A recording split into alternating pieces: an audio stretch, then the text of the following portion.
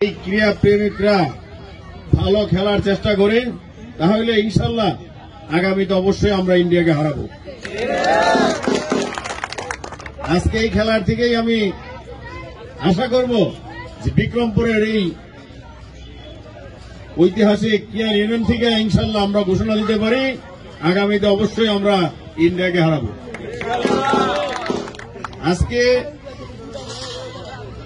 আমি ঘোষণার সময় বলেছিলাম দুইটা দল প্রতিদ্বন্দ্বিতা করবে, এক দল অবশ্যই হারবে, আরেক দল অবশ্যই জিতবে। যাই হোক, যারা হারছ তোমরা মন খারাপ করবে না, আর যারা জিতছ তারা আরো ভালো করার চেষ্টা করবা, এবং যারা হারছ সামনে যেন আরো ভালো করতে পারো। তবে আমি অনুরোধ করব, আজকে এইখানে মাঠে ম্যাক্সিমাম যুবক তরুণ, তোমাদের মাধ্যমে আমাদের দেশ যে ধ্বংস হওয়ার প্রান্তে এবং এইখানে যে বিভিন্ন ষড়যন্ত্র কাজ করতেছে সেইটাকে রক্ষা করার জন্য তোমাদের অগ্রণী ভূমিকা পালন করতে হবে।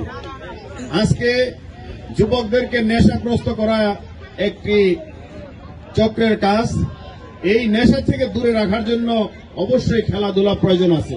ক্রিকেট খেলার সাথে সাথে ফুটবল খেলা, বিভিন্ন সময় বিভিন্ন উৎসবের মাধ্যমে যেন মানুষ অলসতা না থাকতে পারে, মানুষকে ব্যস্ত রাখতে হবে। তাই আমি আশা করব পরবর্তীতে যেন এইভাবে আরো খেলার আয়োজন করা হয়।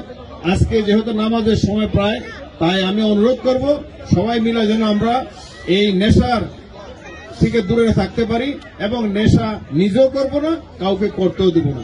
আর সবাই মিলে আমার আজকে যে শহীদ রাষ্ট্রপতি জিয়া রহমানের জন্য যে টুর্নামেন্ট, আমরা যেন শহীদ রাষ্ট্রপতির জন্য দোয়া করব, তিনি যেন জান্নাতবাসী হন।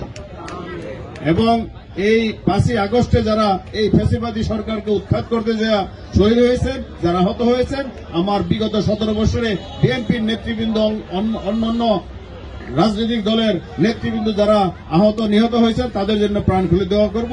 আগামীতে যেন এই দেশে কোনো ফ্যাসিবাদী সরকার না আসতে পারে, আগামীতে যেন আমরা সুন্দর সুষ্ঠুভাবে এই দেশ পরিচালনা করতে পারে। তারেক রহমানের যে 31 দফা বাস্তবায়ন করার জন্য আমাদেরকে বলছে, আমরা যেন সবাই ঘরে ঘরে সেই 31 দফা বাস্তবায়ন করার জন্য সবাইকে বুঝাইতে পারি। আজকে আর দীর্ঘক্ষণ আলোচনা না করে আমি সবার সুস্বাস্থ্য কামনা করে এবং এই সুন্দর একটি টুর্নামেন্ট উপস্থাপন এবং উপহার দেওয়ার জন্য যারা অগ্রণী ভূমিকা পালন করছে তাদের সবাইকে আন্তরিক মোবারকবাদ ধন্যবাদ জানাই, এবং আমি আশা করব বারবার যেন এই ধরনের প্রতিযোগিতা হয়, এই আশা ব্যক্ত করে সুস্বাস্থ্য কামনা করে সবাইকে আমি আবারও অভিনন্দন জানাই এখানে বিদায় নিচ্ছি। আল্লাহ হাফেজ। আসসালামু আলাইকুম।